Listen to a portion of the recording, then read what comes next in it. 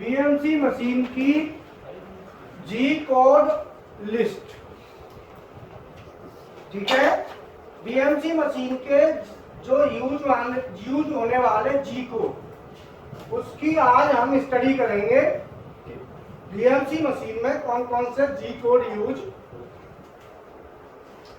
अब BMC machine में जी code कौन कौन से यूज होते हैं, तो पहले मैं जी कोड के बारे में थोड़ा सा बता देता हूं, फिर इसको सीरियल से लेके। तो जी कोड जो होते हैं, बेसिकली जी कोड जो होता है इसे हम ज्योमेट्री कोड कहते हैं।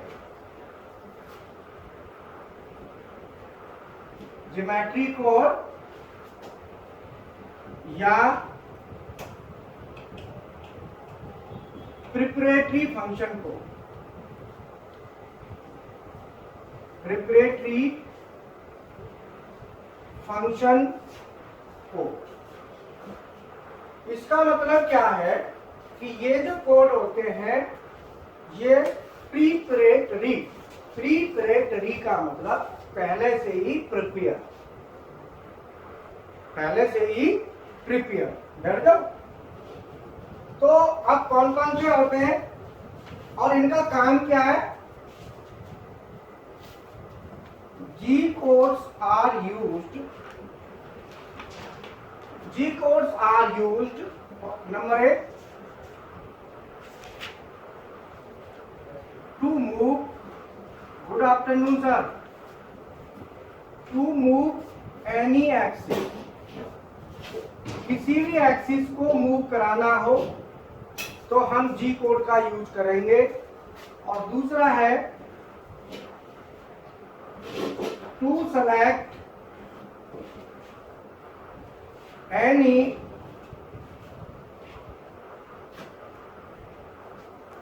ऑप्शन, जैसे हमारे पास ऑप्शन और पैरामीटर,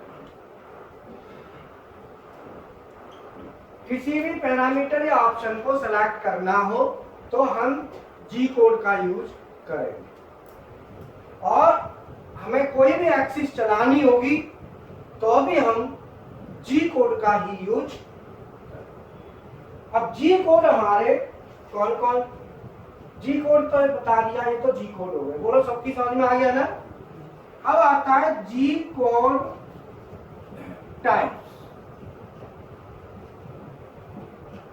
जी कोड टाइप्स में कौन कौन से होते हैं। नंबर 1, वन शॉट जी कोड, वन शॉट जी कोड। वन शॉट जी कोड होते हैं जो एक ब्लॉक में लिख दिया तो वो लिख दिया, वो उसी में काम करेगा, वो दूसरे ब्लॉक में काम नहीं करेगा। एग्जाम्पल G04, G31, ये वन शॉट जी कोड के एग्जाम्पल। दूसरा आता है नंबर 2, मॉडल जी कोड। मॉडल जी कोड, मॉडल जी कोड होते हैं जो एक ब्लॉक में लिख दो उसके बाद भी काम करते हैं अगले ब्लॉकों में, जब तक उसी ग्रुप का दूसरा जी कोड यूज ना हो। जैसे G0, G01, G02 और G03, ये चारों जी कोड एक ही ग्रुप के जी कोड। अगर हमने इन चारों में से किसी एक को लिख दिया तो वही चलता रहेगा जब तक हम दूसरा जी कोड यूज नहीं करेंगे। जैसे हमने लिखा G0, X 20.0 और Y 2.0। अगली लाइन में लिखा G0, X 20.0 और Y 40.0। मान लो ये लाइन हमने लिख दी, या X को चेंज कर लो, X को 40 कर लो और Y को 40 कर लो सपोज।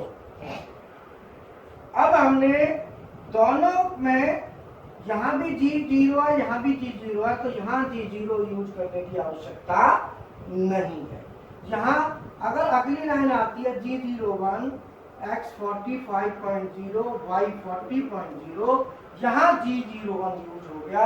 अब G01 ही काम करेगा। जैसे मान लो x 45.0 y 50.0, तो G01 के साथ फीड भी लगती है, तो फीड में BMC में लगा देता हूँ 150 की, और एंड ऑफ ब्लॉक छोड़ दो पहले, यहाँ भी फीड 150। फीड भी आपको देने की जरूरत नहीं है, एक बार दे दो तो वो एक्टिव रहती है। तो जी कोड दो प्रकार के हो गए, एक हो गए वन शॉट, जैसे G04 है, G31 है, ये वन शॉट है, ये लग गए तो अपने ब्लॉक में ही काम करेंगे, आगे इनका कोई काम नहीं होगा। दूसरे होते हैं मॉडल जी कोड, मॉडल जी कोड आगे भी काम करते हैं जब तक उसी ग्रुप का दूसरा जी कोड यूज ना। अब हम आगे चलते हैं, जी कोड कौन कौन से होते हैं जो BMC में यूज होते हैं।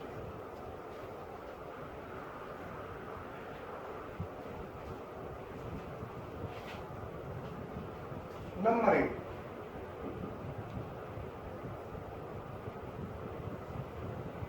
G0, आप इसे G0 लिख दो चाहे G00 लिख दो, एक ही बात, दोनों एक ही मतलब। कंफ्यूजन होता है कई बार कि 0 लिखें या 00 लिखें, तो कोई कंफ्यूजन की जरूरत नहीं है, एक ही मतलब है। तो G0 का काम होता है rapid traverse. Rapid traverse, rapid traverse कहते हैं कि जब हमको तेज गति से चलना हो, रैपिड माने होता है तेज, जब भी हमें कोई भी एक्सिस तेज चलानी हो तो हम G0 का यूज करें। और G0 का ब्लॉक होता है, G0 का जो फॉर्मेट होता है इसको हम ब्लॉक कहते हैं, इसका यूज हम कैसे करते हैं, फॉर्मेट होता है वो होता है G0 x dot dot y dot dot और z एक्सिस है तो z डॉट। मतलब सीधा है, G0 के साथ आप x y z जो भी लिख देंगे, यहाँ पे फीड का यूज नहीं होगा। मैंने बताया था, पिछली बार भी बताया था कि G0 में फीड नहीं दी जाएगी। बोलो क्लियर है? G0 की फीड हमारी कहां से आएगी, पैरामीटर नंबर, G0 की फीड हमारी आएगी, वो आएगी पैरामीटर नंबर 1420 से। तो पैरामीटर नंबर 1420 से G0 की फीड हमें अवेलेबल हो जाएगी। अब फीड कैलकुलेट कैसे करते हैं मैक्सिमम फीड, उसका हम अलग से वीडियो बना देंगे, उसमें G0 में कुल मिला के आपको ध्यान देना है कि इसमें फीड का इस्तेमाल नहीं होगा। G0 कहाँ यूज होगा, जब कोई भी एक्सिस फ्री हवा में चले, फ्री माने कि टच ना हो वर्क पीस। अब किसी एक्सिस में वर्क पीस होगा, किसी में टूल होगा, तो कोई एक्सिस बिल्कुल हवा में चल रहा है तो G0 में चल। अगर टचिंग हो रही है या मशीनिंग हो रही है, मतलब टूल वर्क पीस से टच करे या मशीनिंग हो, तो G0 यूज नहीं है। दूसरा आता है G01। G01 होता है लीनियर इंटरपोलेशन। लीनियर इंटरपोलेशन का मतलब होता है कि जब भी हमको कोई भी एक्सिस लाइन में चलानी हो, जैसे ऐसे चलानी हो, तो G01 यूज होगा। अगर हमको ऐसे चलानी है तो भी G01 यूज होगा, और हमको अगर ऐसे चलानी है तो भी G01।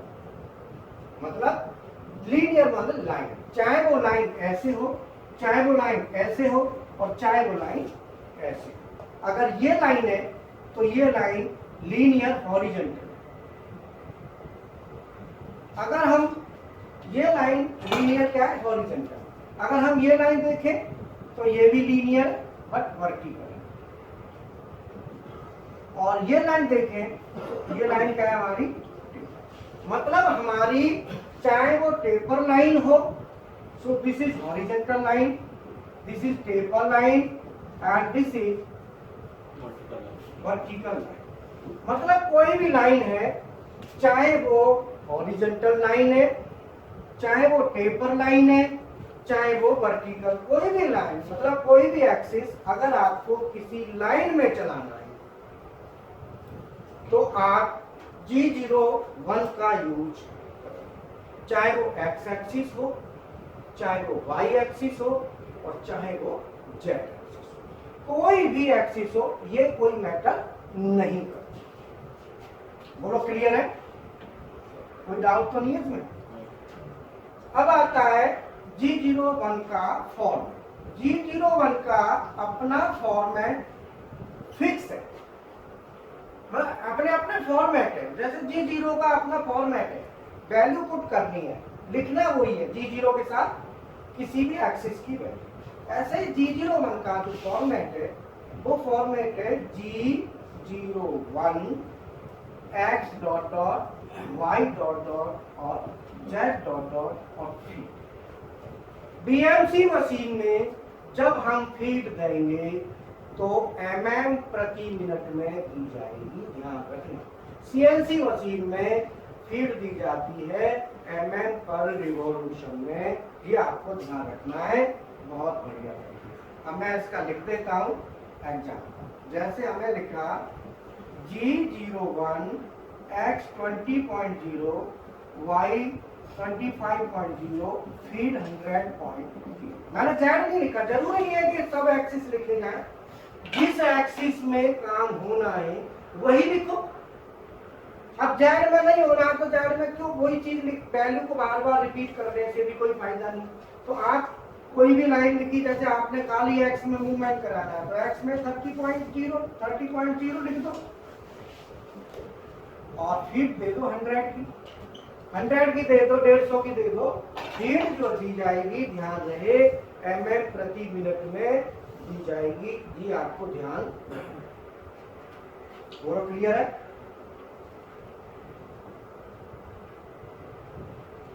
अब G01 के बाद आता है नंबर 3 G02। G02 है circular interpolation. Circular interpolation clockwise. Clockwise का मतलब है कि यदि आपको सर्कुलर इंटरपोलेशन क्लॉकवाइज का मतलब है कि मान लो जैसे ये स्टार्ट पॉइंट है और ये हमारा एक प्रोफाइल है। मैं एक प्रोफाइल बना देता हूं, उसमें अलग अलग कोड शो कर दूंगा। अब इसमें क्या है कि ये वाला अगर टूल इधर चल रहा है, ये मूवमेंट ऐसे आ रहा है, तो मान लो पॉइंट ए है, पॉइंट बी है, पॉइंट सी है, पॉइंट डी है, पॉइंट ई है और पॉइंट है। ए से बी जाएंगे तो G01, बी से सी जाएंगे तो देखो ऐसे जा रहे हैं, तो अल्टीमेटली ये क्लॉकवाइज है। तो डेफिनेटली यहाँ पे G02 यूज होगा। और सी से डी जाएंगे तो G01 होगा, जो कि लीनियर है। ये भी लीनियर है, यहाँ भी G01 यूज होगा। ये भी लीनियर है, यहाँ भी G01 यूज होगा। ये भी लीनियर है, यहाँ भी G01। तो अल्टीमेटली जो हमारा इंटरपोलेशन है वो हमारा G02, यहाँ G02 है, बाकी आप सब G0। तो G02 का जो फॉर्मेट है, G02 का फॉर्मेट है वो है हमारा G02 x dot dot y dot dot, अगर z में है तो z, नहीं तो ऐसा y, x dot dot y dot dot r dot dot और f डॉट।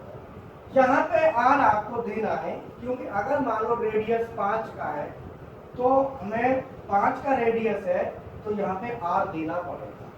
और फीड आपको देनी है जो फीड mm पर मिनट में G01 में होती है, ऐसे ही सेम इसमें। तीसरा चौथा कोड है G03। G03 में कोई अंतर नहीं है, सब चीज सेम है, खाली एंटी क्लॉकवाइज। अब मैं G03 को भी यहाँ पे फॉर्मेट में दिखा देता हूँ। मान लो ऐसे है, अब देखो ये सर्कुलर इंटरपोलेशन है, आर्क है, ये ऐसे है, अगर हम ऐसे आते हैं तो ये आर्क हमारा कैसे हो रहा है, एंटी क्लॉकवाइज या काउंटर क्लॉकवाइज। ये एंटी क्लॉकवाइज होगा तो डेफिनेटली ये क्या हमारा आ गया G03। तो यहाँ पे हम देंगे G03 x y r f r, यहाँ भी हमको देना है। अब यूज हमें कौन सा कहाँ करना है, यहाँ पे हमारा होगा G03। ये आपको ध्यान रखना है कि कहाँ पर G02 यूज करना है और कहाँ पर G03 यूज करना है, ठीक है ना। तो ये हमारा हो गया G03। अब नेक्स्ट आता है हमारा कोड।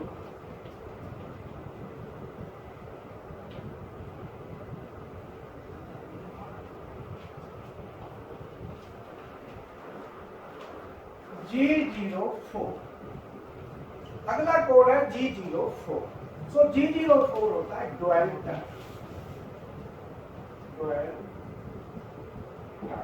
इसको हम टाइमर भी कहते हैं और टाइम डिले भी बोलते हैं। टाइमर भी हम इसको कहते हैं और इसको हम ड्वेल टाइम भी कहते हैं। तो G04 का यूज हम करते हैं जब भी हमको कहीं भी कोई भी एक्सिस x y z को कहीं पर्टिकुलर पॉइंट पर रोकना है तो हम G04 का यूज करेंगे। तो हमारा होगा G04 x 1.0 या G04 u 1.0 या G04 p 1000। आवाज नहीं आनी चाहिए। तो अब ये यहां पे हमें क्या करना है कि G04 x 1.0 जो है ये है time in second, time in second. G04u ये भी हमारा टाइम इन सेकंड और G04 p 1000 ये time in millisecond. Time in millisecond का मतलब है कि मिली सेकंड में टाइम। इसका मतलब सीधा सीधा है कि यदि हमें सेकंड में टाइम लेना है तो G04 के साथ हम x देंगे, 1 दिया तो ये 1 सेकंड को रिप्रेजेंट करता है। अगर हमने G04 के साथ u दिया और 1 दिया तो ये भी 1 सेकंड है। और G04 के साथ अगर हम p देते हैं तो ये मिली सेकंड, p में मिली सेकंड, तो 1000 मिली सेकंड का मतलब भी मिली सेकंड है। तो ये सब 1 सेकंड का ही टाइम होगा। अगर मुझे 2 सेकंड का करना है तो 2 सेकंड के लिए मैं यहाँ पे लिखूंगा 2, यहाँ पे लिखूंगा 2 और यहाँ पे लिखूंगा 2। सीधा सीधा है कि जो हमें टाइम करना है 2 सेकंड, 2.5 सेकंड, 3 सेकंड, डिपेंड करता है कि G04 के साथ आप x यूज कर रहे हो, G04 के साथ u यूज कर रहे हो, G04 के साथ p यूज कर रहे हो। अगर मान लो आपका टाइम 2.5 सेकंड है तो यहाँ पे x मान लो आपने लिख दिया 3.0, 3 सेकंड। u में भी लिखोगे तो 3.0 और p में लिखोगे तो p में आपको लिखना पड़ेगा 3। तो ये डिपेंड करता है कि आपने क्या लिखना है। ये लिख सकते हो, ये लिख सकते हो, ये लिख सकते हो, तीनों में से। अगला ब्लॉक जी कोड आता है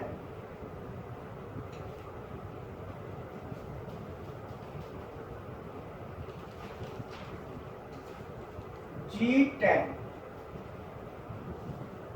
G10 होता है डाटा को ट्रांसफर करने के लिए डाटा मूव करने के लिए G10 का हम यूज करते हैं।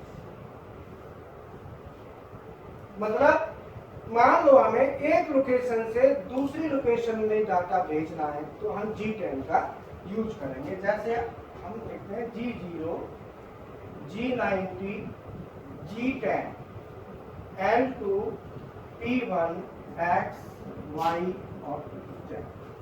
यहाँ पे हमने G10 का यूज किया। G10 क्या करता है, डाटा को मूव कराता है from one location to another. Data move from one location to another, एक लोकेशन से दूसरी लोकेशन में डाटा को मूव कराए। जैसे मान लो हमारा G10 यहाँ पे क्या कर रहा है, G10 कोड P1 की वैल्यू को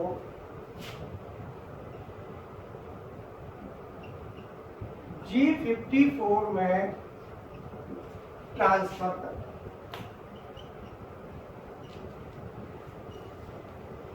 ट्रांसफर या मूव, G54 में मूव करा।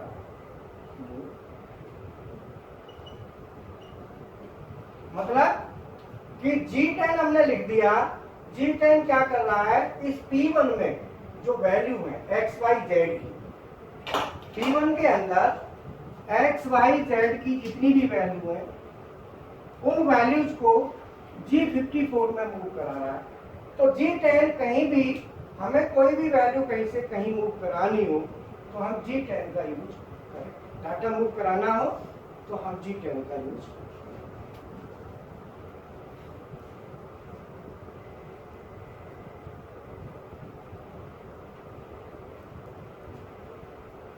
G54 इसमें लिखा नहीं है, वो G54 में G10 जो है ना लेके जाएगा। तो G54 इसमें लिखने की जरूरत नहीं है, वो ऑटोमेटिकली यहाँ की वैल्यू G54 में शिफ्ट हो जाएगी। G10 कोड ही इसको शिफ्ट करेगा। मतलब जैसे PLC में मूव कराते हैं ना, तो लिखते हैं move source A source B, source to destination, source to destination. But यहाँ पे सोर्स है, डेस्टिनेशन मेंशन नहीं किया है। ठीक है,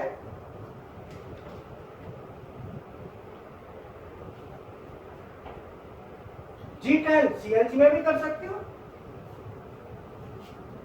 काय के लिए करते हो आप यूज।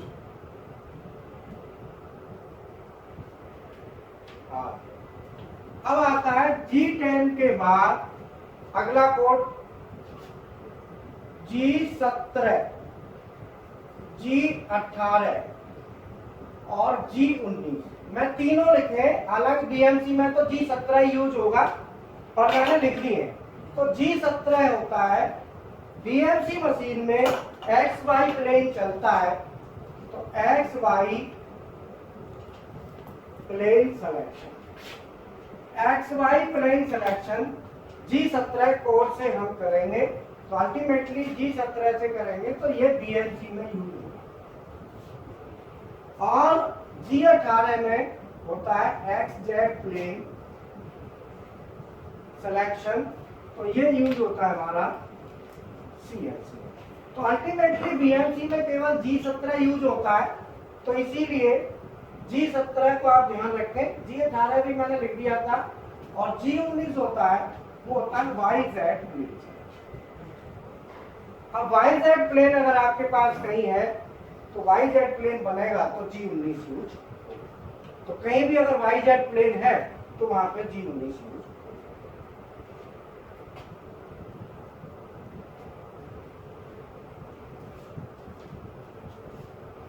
प्लेन होता है कि जब हम मशीन को चलाते हैं तो हम कोई भी एक प्लेन पहले डिफाइन करते हैं। जैसे BMC में प्लेन बनाते हैं तो BMC में प्लेन बनता है, वो x एक्सिस के ऊपर y एक्सिस हम रख देते हैं तो उससे एक प्लेन बन जाता है। ठीक है ना।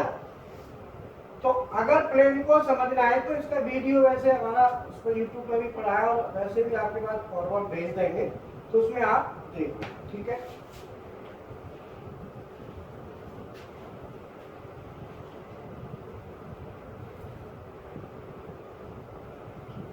हाँ, G28, G28 का यूज G27,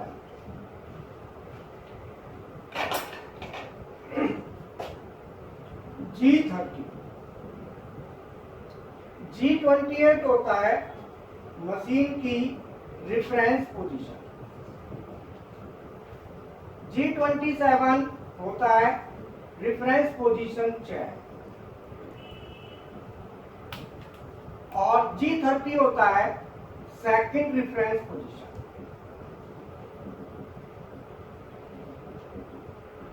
तो हमारा बेसिकली बीएमसी में हम G28 का यूज करते हैं, G30 का यूज बीएमसी में हम नहीं करते, केवल G28 से ही हमारा काम चलता है। बट सीएनसी में हम G30 भी यूज कर लेते हैं, बीएमसी में G28 ही हमारा यूज होता है। मैंने लिखा आपको तीनों दिए।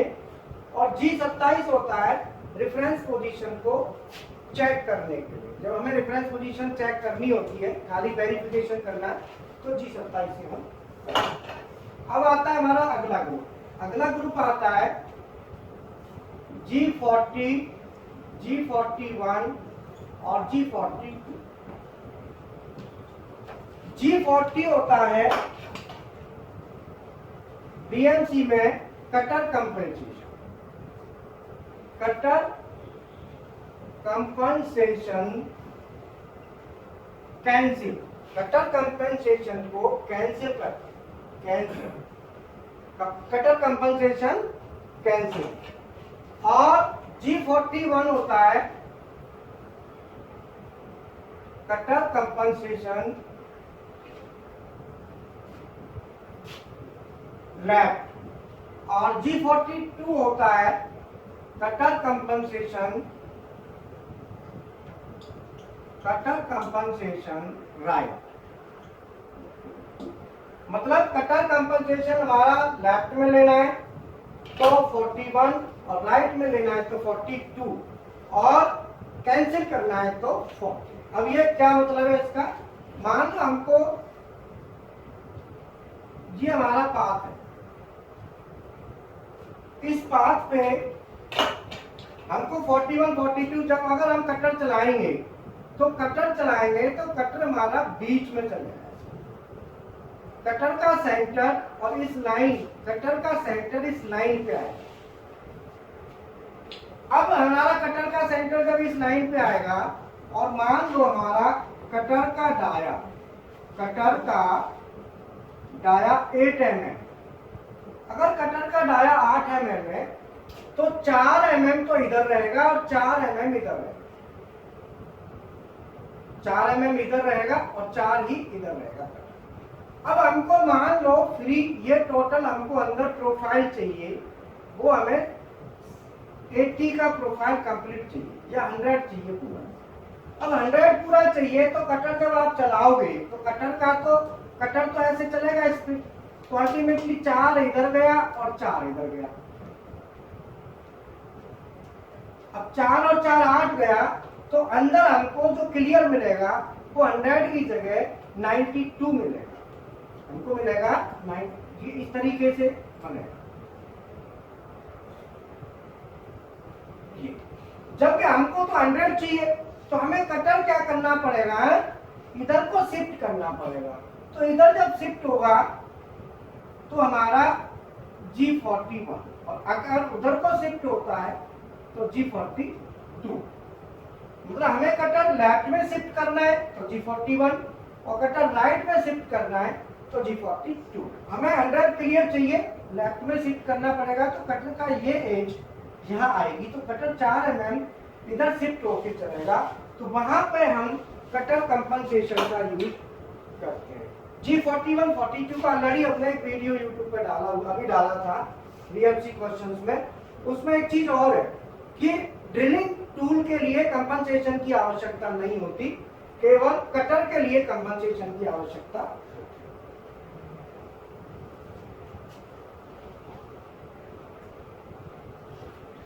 एंडमिल कटर में ही आता, एंडमिल और मिलिंग कटर ये दोनों एक ही चीज है। एंडमिल छोटा टूल है मिलिंग का, और मिलिंग कटर बड़ा है। तो एंडमिल चलाओ चाहे कटर चलाओ, मतलब मिलिंग ऑपरेशन करना है तो आपको, ठीक है, यहां तक क्लियर हो गया। अब आता है G43, G44 और G49। G43 होता है tool length offset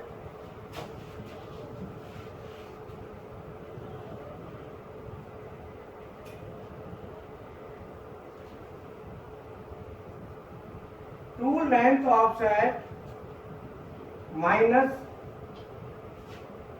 tool length offset plus, और G49 होता है tool length offset cancel. G49 क्या करता है, इसको कैंसिल करता है। तो अल्टीमेटली G43, G44, G49, तो जब हम टूल यूज करते हैं तो टूल की लेंथ अलग अलग होती है। तो वहां पे 43 हम यूज करते हैं, तो या तो हम 43 यूज करेंगे या हम 44। तो हमारा 44 तो प्लस का है, तो 44 तो यूज नहीं होगा, तो इसमें जो है ना यूज होगा 43। जब हम 43 यूज करेंगे तो 49 इसको कैंसिल करेंगे। ठीक है,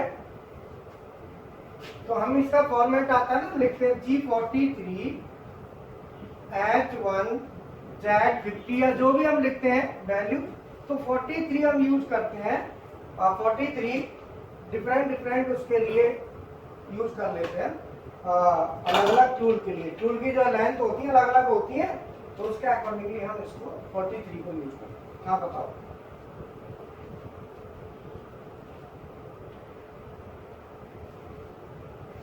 ये G49, चाहे आप G43 यूज करोगे उसको भी 49 कैंसिल करेगा, 44 यूज करोगे उसको भी 49 कैंसिल करेगा। ठीक है,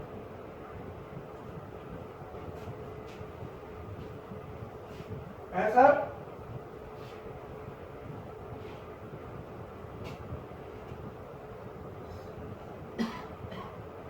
मान लो जैसे आपकी ये पोजीशन है होम, अगर टूल आपका नीचे की तरफ कटाई करने आ रहा है तो आप यूज करेंगे G43, और अगर आपका टूल ऊपर कटाई करने जा रहा है तो आप करेंगे G44। तो आप ये बताओ, आपका जो जेड एक्सिस है वो कटाई करने नीचे आता है कि ऊपर जाता है? तो नीचे आता है तो 43 यूज होगा। ठीक है सर,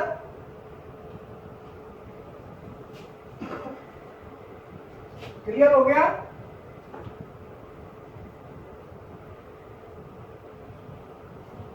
अच्छा, अब आता है नेक्स्ट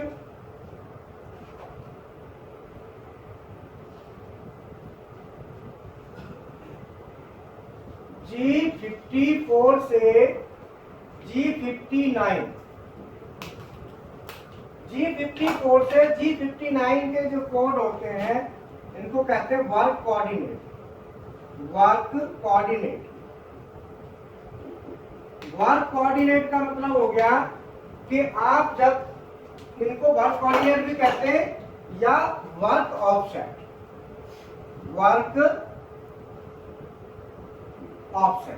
आप वर्क कोऑर्डिनेट भी कह सकते हैं और इसको वर्क ऑफसेट भी कह सकते हैं। तो ये हमारा जब हम ऑफसेट लेते हैं तो 54 से 59 में लेते हैं, तो वो चलता है G54, G55, G56, G57, G58 और G59।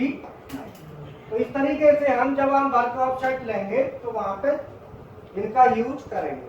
ऑफसेट तो लेना पड़ेगा, देखो कोई भी एक्सिस है तो किसी भी एक्सिस को चलाना है तो ऑफसेट पहले लेना पड़ता है, तभी हम उस एक्सिस को मूवमेंट कराएंगे। तो उसमें 54, 55 कोई भी एक आप लेंगे और उसी को प्रोग्राम में फिर आप लिखेंगे। इसके बाद आता है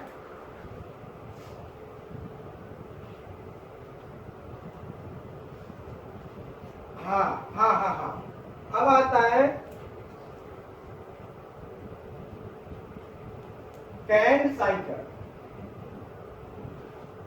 कैन साइकिल का हम यूज करते हैं, जैसे सीएनसी में कैन साइकिल है ऐसे ही यहाँ पे है।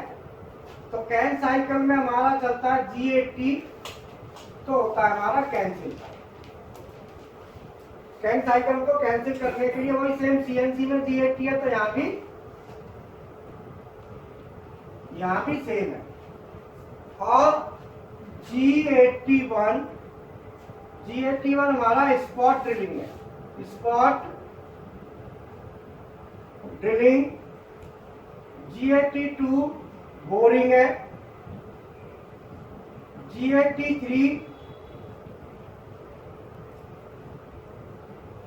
G83 हमारा होता है deep whole drilling. Deep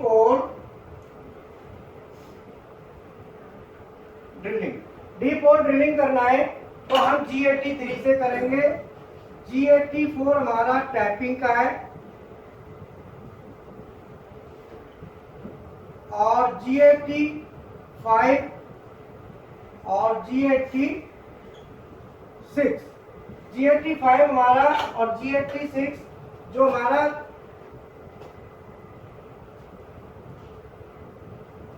boring rough और G86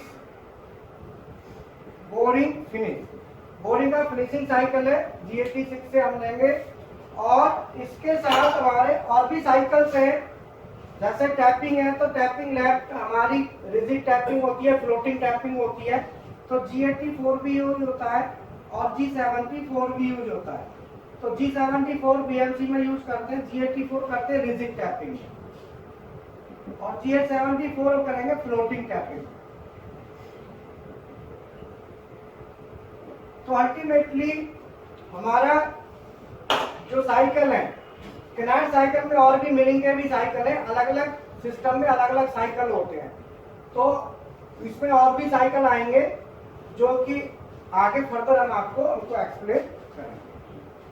अब आता है G90, इसका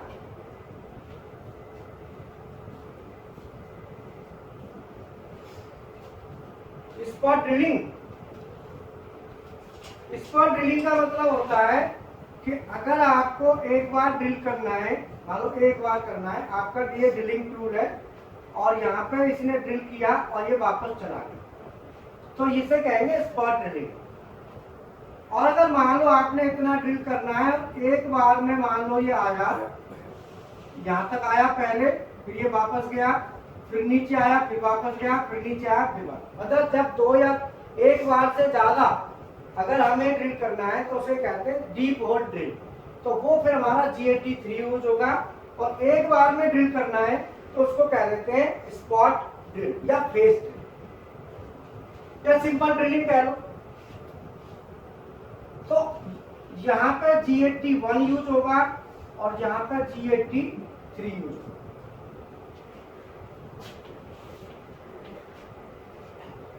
आगे आता है G90 एब्सोल्यूट प्रोग्राम और G91 इंक्रीमेंटल प्रोग्राम।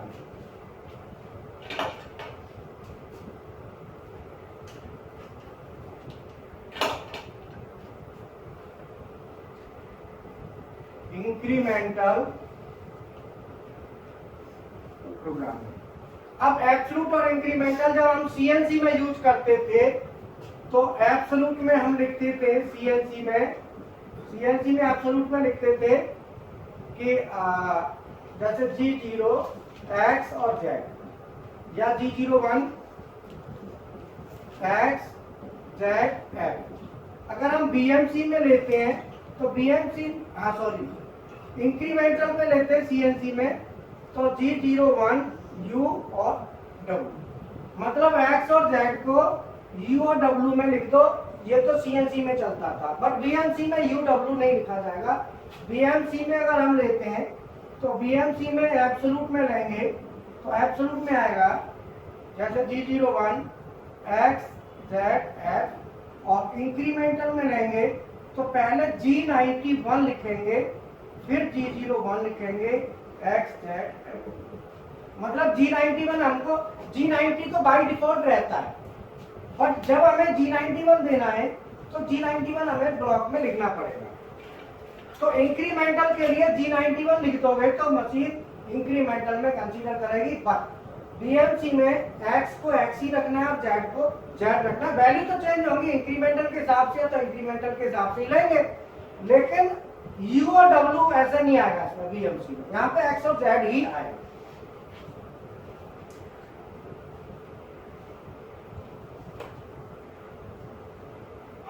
हाँ बीएमसी में एक्स वाई जेड चलता है, यूवीडब्ल्यू नहीं चलता एक्सिस। तो हमने G91 लिख देंगे, अगर इंक्रीमेंटल लिखना है तो G91 के साथ इंक्रीमेंटल वैल्यू ले लो।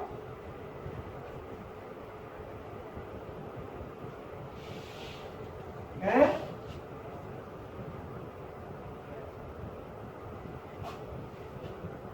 क्या कह रहे हो समझ नहीं।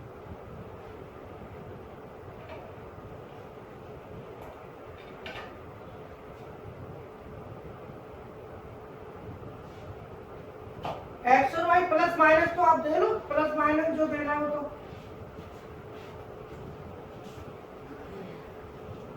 नहीं डॉट डॉट है वो, माइनस नहीं है। अरे भाई आपने लिखा G0 x 50.0 y 20.0, एक लाइन ये लिख दी। अब मुझे एब्सोल्यूट में दूसरी लाइन लिखनी है, तो मैंने लिख दी G01 x 70.0 और y में 20.0। अब ये वैल्यू एब्सोल्यूट में है, बोलो काय में। अब मैं इसे इंक्रीमेंटल में लिखना चाहता हूं, तो इंक्रीमेंटल में इसको लिखना चाहूंगा तो इसको तो लिख नहीं पाऊंगा क्योंकि इसके ऊपर कुछ पता नहीं, बट मैं इसको लिख सकता हूं इंक्रीमेंटल में। तो इसको मैं इंक्रीमेंटल में कन्वर्ट करता हूं, तो इंक्रीमेंटल में आएगा, क्या लिखूंगा G91 फिर G01 x में कितना लिखूंगा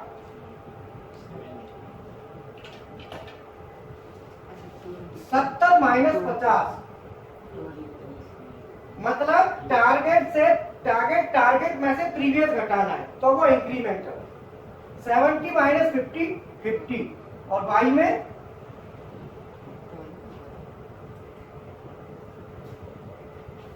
तो मैं हाँ 20 ही आएगा।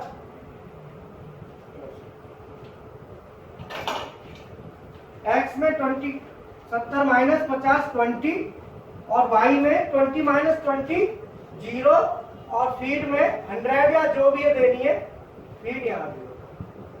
ठीक है, समझ में आ गया। मतलब सीधा है कि इंक्रीमेंटल में अगर हमें करना है तो G91 लिख दो, फिर वैल्यू जो है ना, जो डिफरेंस आएगा वो आपने उसमें लिखना, ये ध्यान रखना।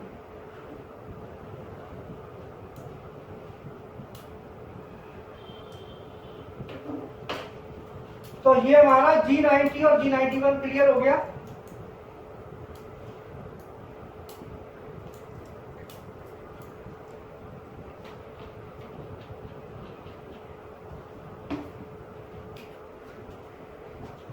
G94 और G95 फीड mm पर मिनट। G94 होता है फीड mm पर मिनट और G95 होता है फीड mm पर रिवॉल्यूशन। अब दोनों में क्या, दोनों में G94 यूज होता है, ये तो यूज होता है BMC में और ये यूज होता है CMC। तो BMC में आप क्या देंगे G94। क्लियर है।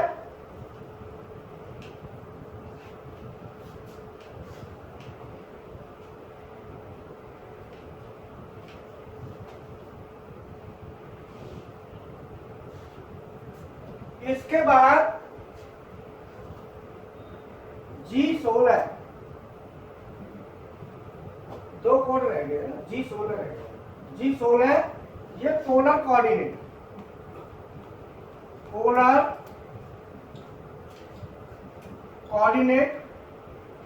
कोऑर्डिनेट को अगर हमें सेलेक्ट करना है तो G16 से हम पोलर कोऑर्डिनेट सेलेक्ट करेंगे। अगर हमें पीसीडी पे होल लगाने हैं तो हम पोलर में प्रोग्रामिंग करेंगे। कोऑर्डिनेट जो है ना, जो आप पढ़ते हो कार्टेशियन होते हैं, वो तो एब्सोल्यूट इंक्रीमेंटल, एक पोलर कोऑर्डिनेट भी होते हैं। ठीक है। और G15 पोलर कोऑर्डिनेट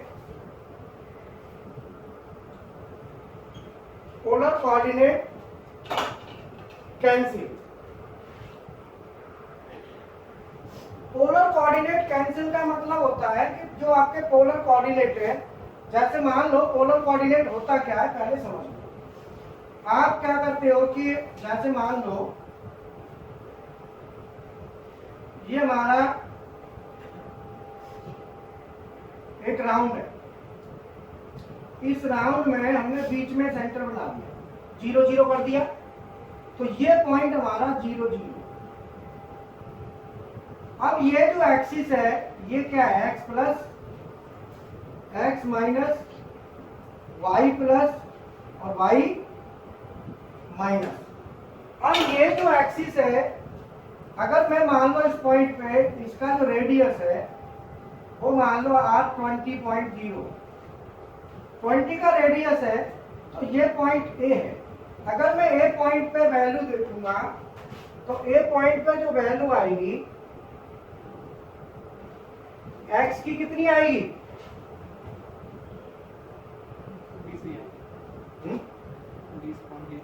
20.0, और y कितना आएगा 0.0।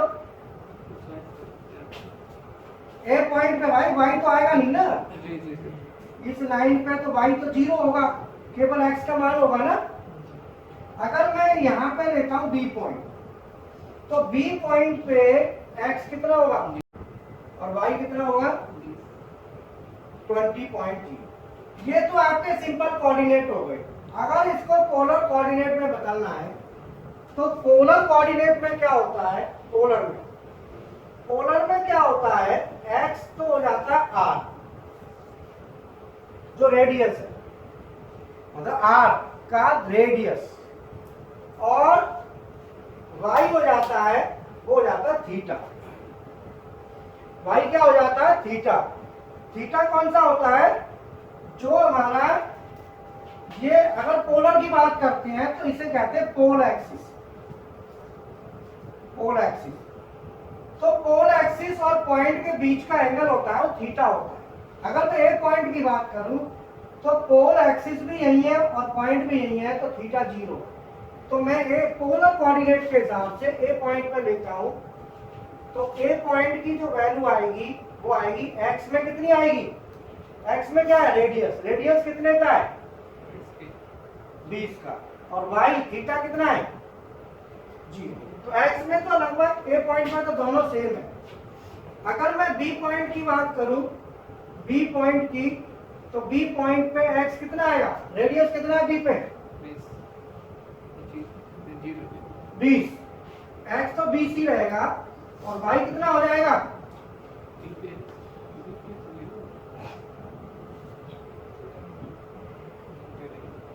वाई हो जाएगा 90। बोलो समझ में आ गया।